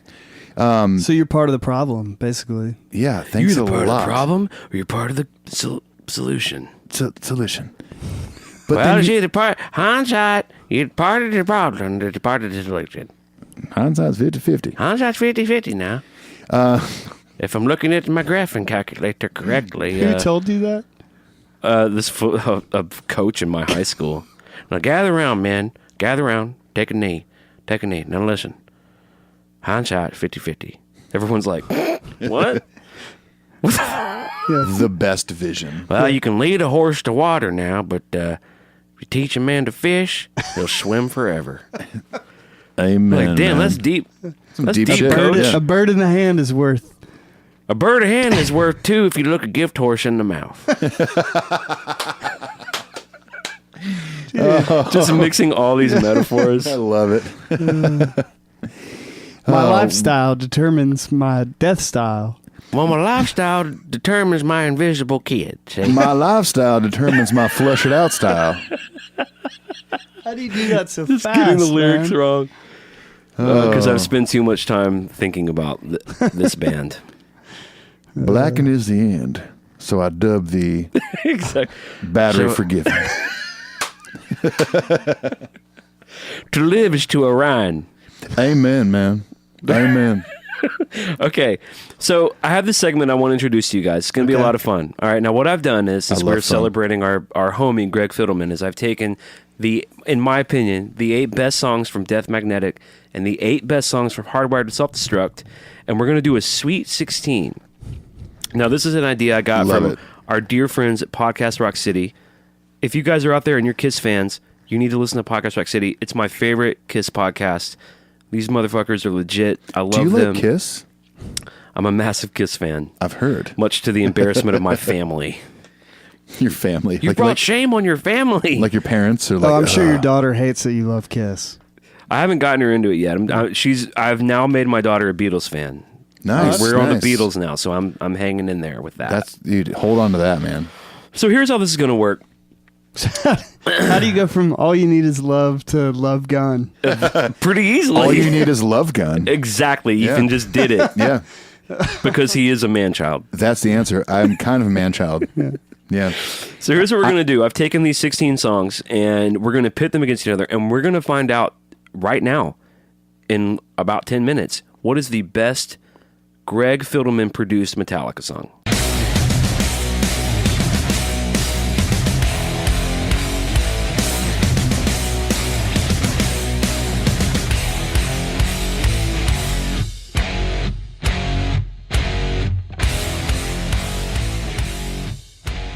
Here's the deal. We got 3 votes. 2 out of 3 wins Okay. for the song to move to the next round. So this is like a bracket tournament, kind of I've like got a bracket tournament. That's yeah, right. So if you're, I mean, I don't watch college basketball, but this is like March Madness right now, right? Right, and I Can we call it don't watch it either, so I cannot corroborate that statement. So because I don't know, I know As that's a what it's called. non-basketball watcher, I can tell you I'm not sure. we Okay. don't know. That's don't. I have toured with a lot of college sports fans. I'm not one of them. I like adult sports. Let's call it Metal Madness. The Sweet 16 Metal Madness. Okay, okay, cool. Whatever. I don't know. Now, what I did try to do is I tried to sort of dynamically and thematically match the Death Magnetic song to the Hardwired song. Okay. Okay. It's not a perfect science. These records don't fucking overlap on each other like a thing that overlaps that I Like can't Dark think Side of. of the Moon and The Wizard of Oz. Exactly. It's not one of these cases, all right? Okay, It's got rough. it. Now, but best of 3 wins, and then move to the next round. All right. First round. That Was Just Your Life or Hardwired? This is already really hard. Paul. Hardwired. I'm gonna go Hardwired. Well, Hardwired moves on the next round, although it's incorrect. That Was Just Your Life definitely should have gone. Was that would have been your vote? Oh, for sure. I'm not a big fan of Hardwired. The Really? song. It's not my favorite song. It's my second least favorite song on the record after Murder One. Okay. But okay, whatever. Now this one's gonna be tough for Ethan, I know. Okay. Fuck. We're so fucked, by the way. Okay. No, that's Hardwired. Yeah, exactly. Halo on Fire versus The Unforgiven 3. Do it. Clint. I'm going to go Halo on Fire. Unforgiven 3. All right, tiebreaker goes to Paul Moak. Halo on Fire. Halo on Fire. Woo! He right. To quote Lars, fuck. Oh, I knew that was going Scream to be into the tough for mic you. as loud as you can. I knew that was going to be tough for you. Okay. The End of the Line versus Atlas Rise. Tough, right? I'm going Atlas Rise. I'm going The End of the Line. Paul. Atlas. Man. My man. All right, Atlas moves on to the next round. Broken, Beaten, Scarred versus Cyanide. Okay. Oh, I'm sorry, not was like, Cyanide. wait, I'm same not Cyanide. record? I'm not Cyanide. I'm sorry. It's Dark in HQ1. Broken, Beaten, Scarred versus Confusion. I'll take Broken, Beaten, Scarred. Agreed. I will also take Broken, Beaten, Okay, Scarred. it's unanimous. Wow. We have our first That's probably unanimous going to be decision. the only one. Okay. Oh, this one's tough for me. The Day That Never Comes versus Dream No More. Ooh. Damn it. This is a hard one. Yeah, pretty rough, right? I think this is harder than that. Day that never comes. Yeah, me too. Me too. Yeah. Oh, unanimous again. That is hard though, because like Dream No More. Well, Dream No More is a jam. Yeah. It's one of my favorites. A jam Yes. that we just shit away into the wind. It's gone forever. We can never listen to it again. Voted Actually, it out of the world. Sorry. I just think Day Never Comes. It contains. Dream No More is the sort of in the lineage of Sabbath True and Thing That Should Not Be. Devil's Yes, I Dance. agree. is- Metallica Gives You Heavy. Day Never Comes is the. It's the beau- fourth track. It's the Fade to Black. Yeah. The Sanitarium. Sanitarium into the thrash ending. Yes, It yes. just has everything we love about this band. Okay. Yes. Cyanide. Now this is. I think these are on par. Cyanide versus Now That We're Dead. Now that we're dead. I agree. They are on par. You say okay. So Paul says Now That We're Dead. Ooh, damn it. Okay. Ethan, we can live forever. I already know what you're going to All pick. sinners. I'm The going. future. I'm All going saints. Cyanide. I'm going Now That We're Dead. You're kidding me. No, it's Are one you of my Christian favorites. now? I thought you were going with Cyanide. Am I a Christian now? Have you turned? No, I'm not. Clint found the Lord. Well, what I did was I was digging up a stump in my backyard, and under that stump I found Jesus. I couldn't. He was there this whole But time. now that you're dead, you can live forever where? Hopefully, wherever Mark Twain and Carl Sagan are, I'll live wherever they are. I think I can guide you out on my floating carpet, Clinton. I thought for sure you knew I was going to guess Now That We're Dead. That's my jam. I just I- assumed that I lyrically admit, you couldn't I be admit, down with I don't that. know what he's talking about, but I think we have mentioned that on the show before with, No, I that, with think that that- song. I think it does talk about eternal life. Well, Now I That We're think Dead, that we can through live forever. sobriety, James has some kind of relationship with the concept of God. I would argue that Well, Now That he's- We're Hardwired to Self-Destruct is his most religiously overt record. I mean, I think Here Comes there's- Revenge deals with it. Yeah. I think Am I Savage deals with it. I think Now That We're Dead deals with it. I mean, Do you James, think James any of these has. songs will be in the Baptist hymnal in 100 years? I'd give it maybe 25 years. Yeah. Oh, I give it 5 years. No, I mean, there's interviews with James where he talks about quote unquote his higher power. I don't think he wants to come across as sounding cheesy when he talks about religion or what's helped him maybe through sobriety. But yeah, I mean, I think that it's no doubt in my mind that he has found some sort of religion, Right. with tattoos he's gotten, things like that. There's a lot of things ever since sobriety that have gotten to this point. So I think lyrically it's definitely represented on this record. yeah, totally. All right. Now this one was tough for me. This one is tough for me I'm because nerv- you don't know what my answer is I'm yet. nervous. I don't. All Nightmare Long, Great one. Damn it. thrash masterpiece Yeah. versus thrash masterpiece. Don't say it. Moth in the Flame. Moth in a Flame. All Nightmare Long, Luck Runs Out, Moth in the Flame. I'm going Moth in the Flame. I've been listening to that record obviously a ton. Okay. And every time that fucking song comes on, I get so pumped. Paul, All Nightmare on Elm Street Long. I'm going Moth. Ooh, yeah, my dude. man. I think Moth is an instant classic, and I think it might be in the running for the best Metallica song ever. I think it's up there with Creeping Death and Blackened. Whoa. Best Metallica song ever. I think it's up there. Wow. I'm cringing as I say that. Yeah. Clint didn't make a cringing face. Although All Nightmare Long is my fucking jam, dude. Oh, So All Nightmare I- Long is fucking great. That was tough for me. When I first listened to Death Magnetic and I got to that track, it's I would say it's either my number one or number two favorite chorus of the whole song. Luck runs out. Hetfield's vocals on Hunt You the Down whole with a song? Mercy, like the whole song's great, but that chorus is God, Hunt You Down all night, man. Yeah. The melody's So good. great. I know. Oh, it's so awesome. I know. That was a tough call, man. I know. It's a great title too, man. Oh, so yeah. great. And it loosely is part of the Cthulhu sort of Right. that thing, the thing that should not be, Dream No More, Call Right. It Cthulhu. All Nightmare Long is tied into that, so it's sort of part of that mythology. Right, Sweet Amber, I get it. Yeah, How sweet are you? how sweet. How are sweet you? is this right now? Yeah. By the way, let me check in real quick. How sweet are your zones right now? I am currently, as I have been this entire episode, rocking 100%. Okay, I'm at 100 now. 98. Are we talking 198. about our zone level or our drunk level? Oh, that one. Now this one is, now we're ending our sort of our first big round. This is just the first round? Well, yeah. It You is. can go to the next bracket. Yeah. Oh, okay. yeah. Now, for the title of Record Ender Thrash Closers, we've got My Apocalypse, one of my homeboy Ethan's favorites, It versus Spit Out the Fucking Bone. Oh, Now, I'm dude. going Spit Out the Bone. Agreed. Spit out the bone. All It's right. unanimous. Wow. Yeah. Okay, My Apocalypse is a fucking great song. It's a great album closer. I mean, from the intro, I mean that is a barn burner Dude, song. Spit Out the Bone, man. But Spit Out the Bone is fucking awesome. I mean, you heard that's why I chose to put it the intro to this episode. It's like fucking Spit Out the Bone. It's fucking Yeah. awesome. It's one of the most anticipated songs for them to debut live. Sure. And they All right. finally did, and people lost their shit. You guys ready for the next round? They're like, This I is just round ate 2. there. What? Here we go, round 2. This shit's going to get real dicey. All right, Hardwired, lead off track of the new record. Yes. Hardwired, I've heard. Self-Destruct, We already versus know where you Atlas stand. Rise.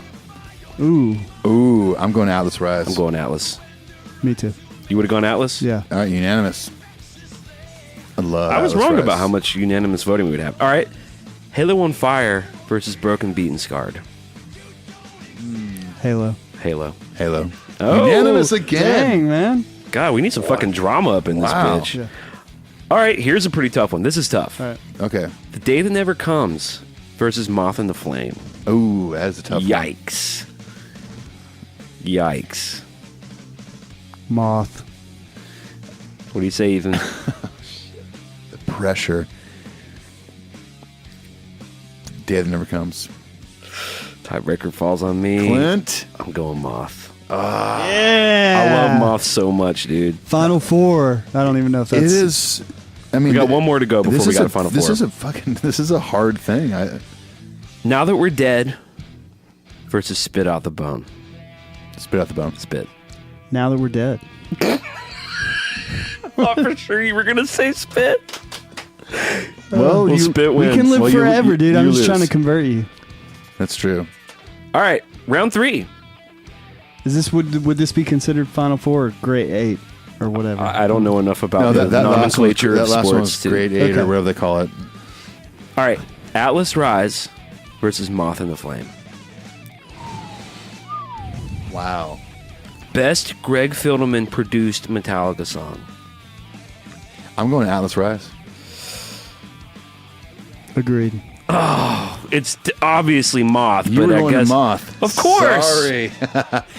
I do. Listen, it's. Now, by the way, now Atlas Rise is in the running for best Greg Filament produced song of all of them, and you think it's Atlas Rise? Atlas Rise is fucking great. It is awesome. It's one of my favorite Hetfield vocals on the whole record. Okay, check it out. Halo on Fire versus Spit Out the Bone. Now that's fucking tough.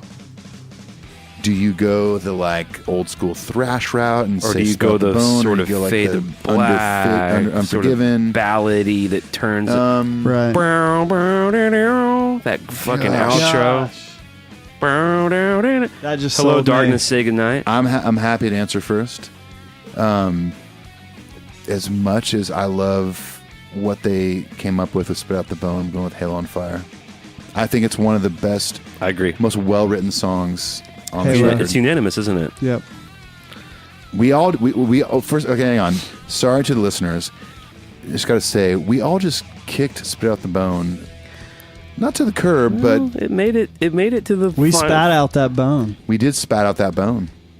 and I shat out my phone Well, And then held it up for the entire concert. and recorded this entire Sweet 16. Okay, the title for the best Greg Filament produced Metallica song. so we just passed the final four. This is the This is final. it. We got This two. is We got. it. It's this is between two songs. Atlas Rise versus Halo on Fire. Paul. Judas Kiss. Consider this contest fucking over. Wait, Atlas So Rise now- and what? Halo on Fire. Atlas Rise and Halo on Fire. Atlas Rise. A lot of pressure for you, Clint. Halo on Fire.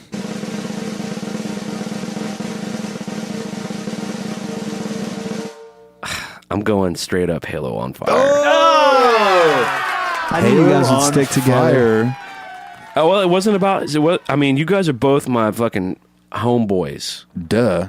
But if I'm happy saying Halo on Fire is the best. It has everything we love, right? It does, yeah. To me, Halo on Fire is like that Fade to Black. It's got that kind of key change at the end, and that big build up to that good Kirk melody on guitar into a solo. James's vocal going from the verse to the chorus. That build up. When I first listened to this record, when I downloaded it, then purchased it on vinyl, whatever, the first time I heard the full song of Halo on Fire, when they went from the verse to the chorus, I literally had chills on my fucking entire body. It was so good. It's a powerful song. Yeah, I'm cool with that.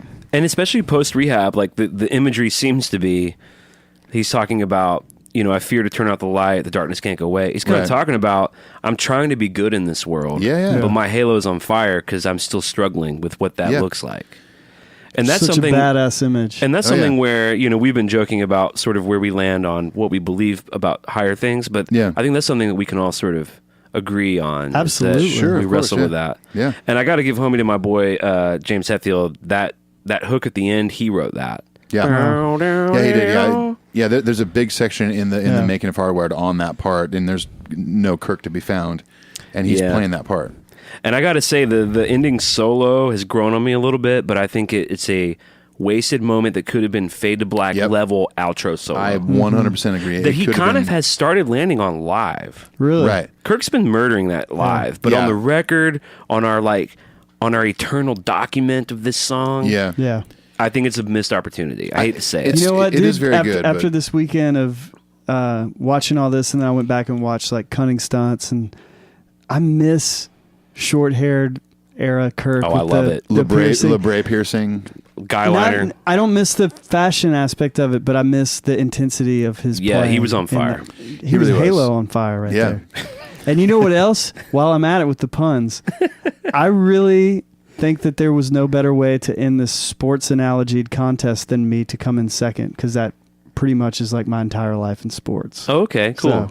So it feels great. Me would be last. Yeah. I'm first. I'm Ron Burgundy. Go fuck yourselves, Metalupy Podcast.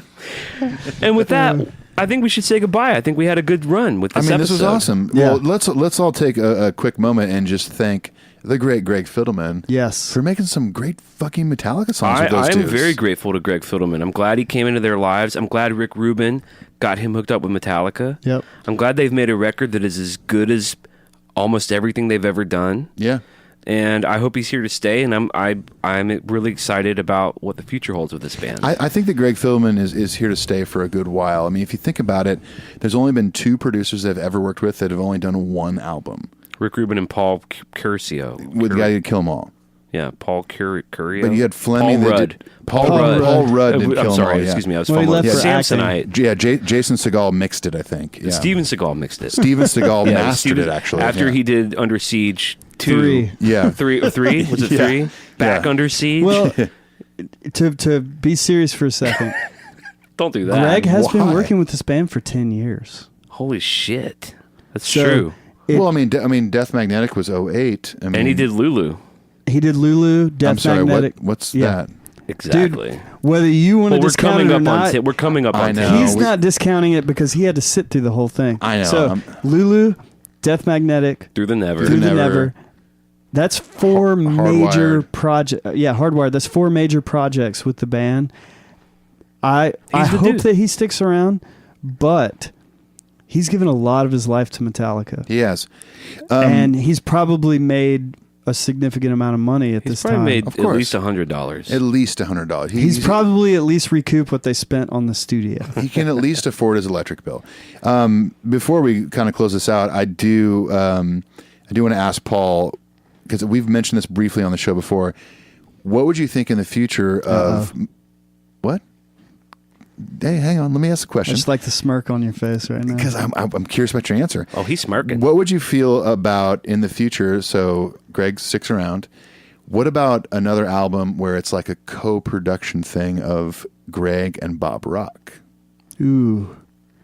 I don't think those 2 entities can be on the same record.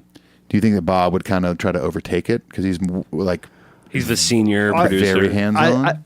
I just think that unless Bob has a great amount of humility that no one at his status should be able to accrue, I think he's been in the driver's seat too many times on literally 100 records. Sure. For him to say, yeah, I'll have to take every decision that is made and run it by someone else and make sure that we're both okay with it. Yeah. I just don't see that happening. He already has to do that with Lars. Yeah, that's exactly. very true. For sure. I could see Bob, like, if they were co-producing, like, if Greg had an idea and Bob didn't like it, he would just turn around and go, hey, man, the Black Album?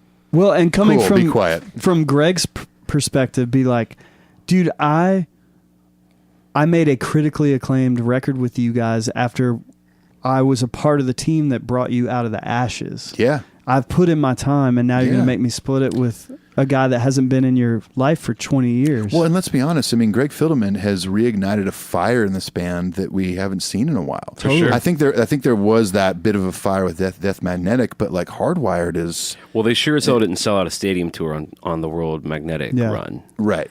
I mean, this feels like a different kind of moment. Oh yeah, absolutely. To that, I wonder though if the Fidelman relationship with Metallica is now we achieved what we set out to do.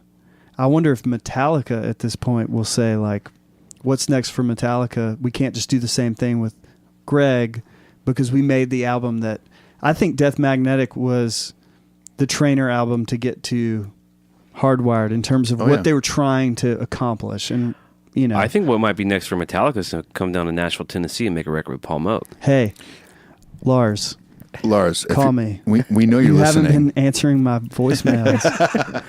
You haven't been answering my MySpace friend requests. The plus side to Metallica doing a record at Paul's studio, the Smokestack, Nashville, Tennessee. HQ4. HQ. Well, we haven't done an episode there, so don't Okay. start calling it Sorry, HQ4 man. I'm yet. just wishful we have thinking. HQ1, we have HQ2, which is Clint's house, and we have HQ Mobile. HQ3 is HQ3 is the mobile your version, car. my Forerunner. If we do an episode at Smokestack, which I'm sure we will at some point. It'll sound a lot better, I can tell you that. Oh my gosh. Zone it. On that note, my zone level just fucking plummeted to like a 2. We do want to say thanks to our friend Paul for coming on the show. Oh, Yeah, man, thank it's you, such man. a pleasure, man. I love this. Paul's a busy guy, and he's got a family, and he's got a studio he runs, and he did a bunch of research and cares a lot about this conversation and this band, and we're really all of us lucky to have him here with us. Absolutely, of course, yeah. If you guys are on the ride with us and you heard what we said at the top of the episode, please consider leaving us that iTunes review. It's not for our ego. In fact, we're giving you shit back for doing it. Oh, We're yeah. going to be drawing the names for the first 5 winners this month in a few weeks. Oh yeah. Come visit us on all the social bullshit. We interact with you guys all the Yeah. time. We hit 100,000 downloads this week. Yeah, it's insane. We thank you. Yeah, Congratulations, thank you. guys. Thank you. Wow. Oh my gosh.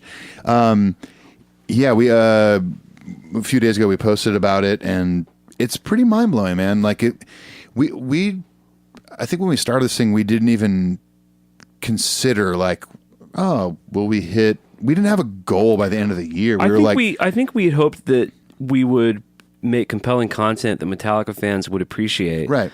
But I don't think we thought much about it beyond that. No, we obviously wanted it to grow. We wanted to reach as many Metallica fans as we could, and kind of like become, more part of this Metallica family. But we never had a number in mind. And like, when we hit 50,000 a few months ago, it was like we were kind of looking at our stats, going, "Holy shit, we're on track to hit 100,000 before the end of the year," and we did it. It's insane. Blows my mind. So we are thankful for all you guys listening, for all you guys supporting the show, for interacting with us on social media, all this stuff, emailing us. You guys are the reason that we hit 100,000 downloads. Yeah, we sure as hell couldn't do without you. If you are interested in being sort of part of this machine that's growing, you want to support us, go check out that Patreon. We're offering up really cool stuff over there. It's patreon.com/metalupyourpodcast. At the very minimum, if you want to let us know what you think about the show, you can email us at metalupyourpodcastshow@gmail.com. And we'll see you guys on the motherfucking flip-flop. And with that, I'm going to say peace. Adios. Thank you. Bringing it back. Paul Mook special. Bringing it back.